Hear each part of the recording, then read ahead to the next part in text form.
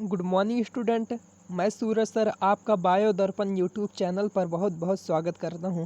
आइए स्टूडेंट, आज class 12 biology की सीरीज को कंटिन्यू करते हुए आज हम पढ़ेंगे मुकुलन द्वारा जनन। इसके पीछे हमने अलैंगिक जनन की विखंडन द्वारा विधि अथवा विभाजन द्वारा विधि पढ़ लिया है। आज दूसरी विधि पढ़ेंगे, मुकुलन द्वारा जनन बाई बडिंग।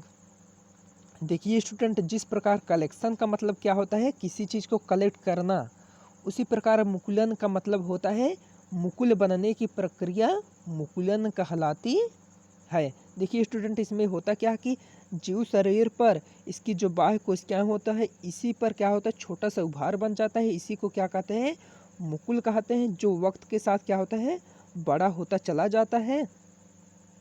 और एक कंडीशन ऐसी आती है कि यह अपने इस मैटरनल पार्ट से अलग होकर एक स्वतंत्र जीव के रूप में विकसित हो जाता है।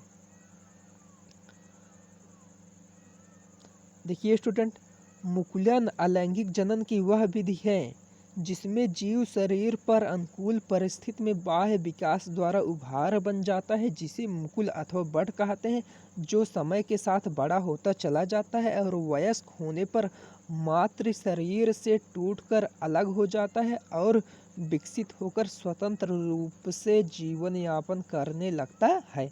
अब देखिए, ये मुकुलन द्वारा जनन की प्रक्रिया निम्न दो प्रकार से होती है, एक बाह्य मुकुलन, एक अंतः मुकुलन।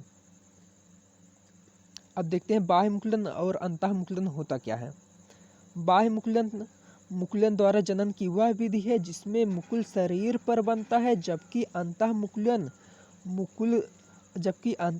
में मुकुल शरीर के अंदर बनता है। अब स्टूडेंट, जो मुकुल शरीर के अंदर बनता है, ऐसे मुकुल को क्या कहते हैं, जेम्यूल अथवा गेम्यूल अथवा स्टेटोब्लास्ट कहते हैं। कंप्लीट स्टूडेंट, इसे याद रखिए, जो मुकुल शरीर के अंदर बनता है उसे क्या कहते हैं, गेम्यूल कहते हैं अथवा स्टेटोब्लास्ट कहते हैं। अब स्टूडेंट, ये उदाहरण के रूप में चित्र द्वारा समझाए गए हैं।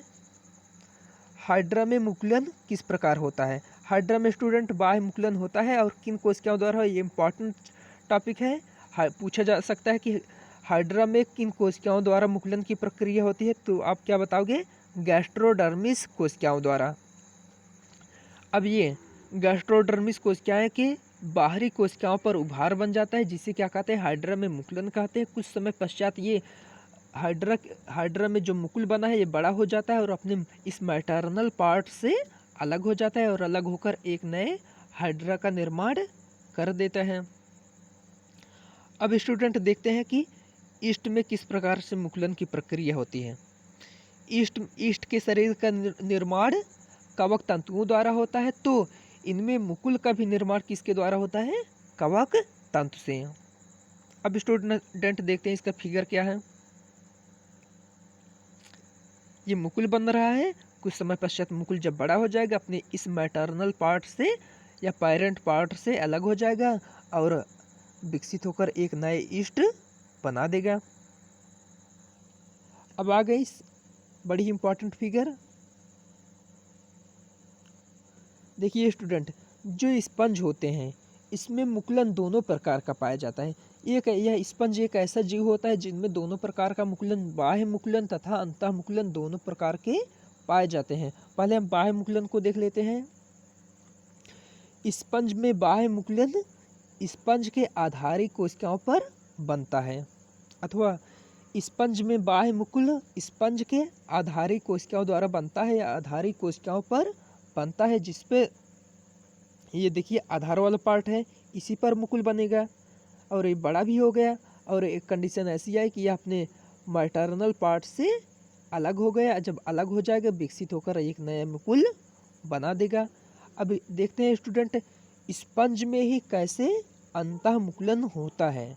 स्पंज में जो अंतः मुकुलन होता है, उस प्रक्रिया में जो मुकुल बनते हैं उसे क्या कहते हैं, जेम्यूल कहते हैं। जेम्यूल को दूसरी भाषा में स्पंज के बीज भी कहते हैं। ये देखिए स्टूडेंट,